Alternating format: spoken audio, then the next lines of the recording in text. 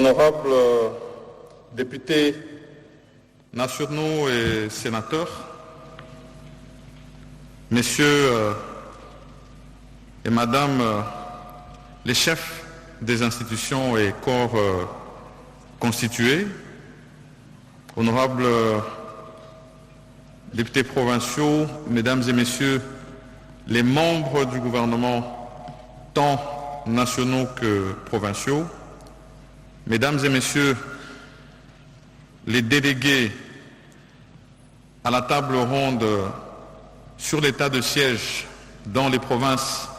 de l'Ituri et du Nord Kivu, mesdames et messieurs en vos titres et qualités respectifs. Il a plu à son Excellence Monsieur le Président de la République, chef de l'État, de me convier à la clôture des travaux de la table ronde sur l'état de siège dans les provinces de l'Ituri et du Nord Kivu. Elle vous souviendra que conformément aux instructions de son Excellence Monsieur le Président, j'ai convoqué et organisé les travaux de la dite table ronde à partir de lundi 14 août jusqu'à ce jour, mercredi 16 août au Palais du Peuple à Kinshasa, conformément au programme tracé. Et comme je l'ai rappelé dans mon mot d'introduction le lundi dernier, la tenue de cette table ronde est la concrétisation d'une promesse de son Excellence Monsieur le Président de la République aux honorables députés et sénateurs de faire une évaluation objective de cet état de siège en tenant compte de manière responsable des défis qui sont les nôtres sur le plan politique,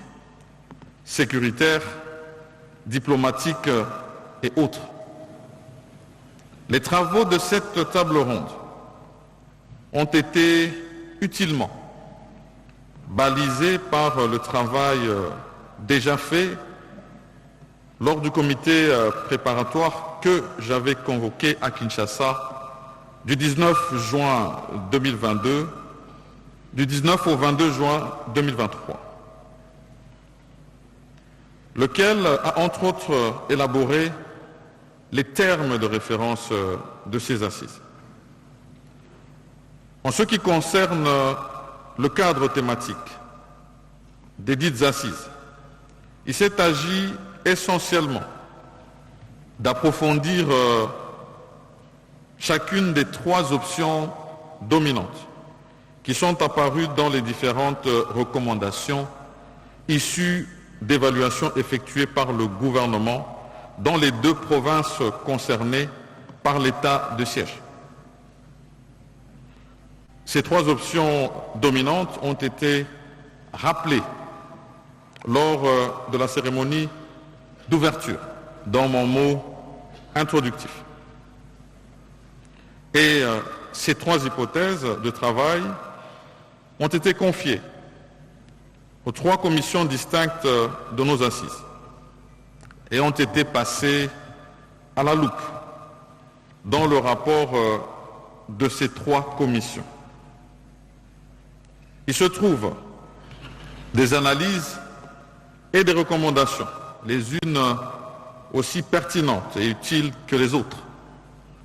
qui nourriront sans doute la mûre réflexion, Monsieur le Président de la République et chef de l'État, afin que revenant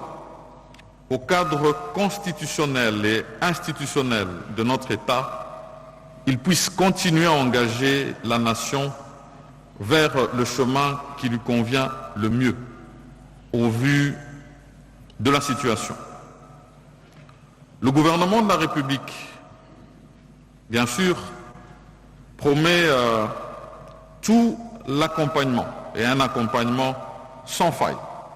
aux directives qui nous seront données par son Excellence Monsieur le Président de la République et chef de l'État. Dans mon rôle de modérateur principal, mon devoir était de recueillir tous les avis et de prendre en compte toutes les recommandations contenues dans les rapports des 3 commissions. Bien sûr, 3 rapports qui ont fait l'objet de débats remplis de passion hier dans cette même salle, et de les soumettre à son Excellence Monsieur le Président de la République et chef de l'État pour sanction. Avant d'aller me présenter devant son Excellence Monsieur le Président de la République avec ce rapport succinct qui a repris les travaux que vous avez effectués et compilés par le secrétariat technique, qu'il me soit permis de remercier son Excellence Monsieur le Président de la République et chef de l'État pour son initiative d'avoir convoqué cette table ronde et avoir permis aux différents délégués des provinces au niveau national de venir débattre sur cette question sécuritaire de notre pays. Ensuite, qu'il me soit permis de remercier tous les participants à cette table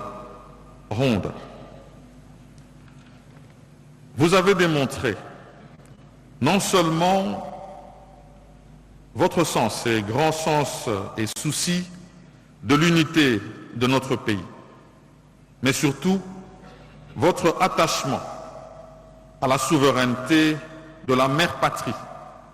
et à l'intégrité de son territoire. Puisse ce rapport des travaux qui vont être transmis à son Excellence Monsieur le Président de la République permettre de couronner les efforts et les sacrifices dans la recherche commune des solutions les meilleures pour la sécurité et le développement de notre pays,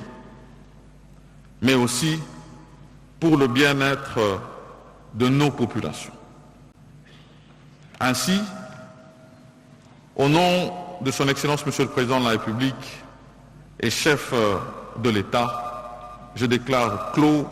les travaux sur la table ronde de l'état de siège dans les provinces de l'Ituri et du Nord Kivu. Que Dieu bénisse la République démocratique du Congo et son président ainsi que sa population. Et je vous remercie.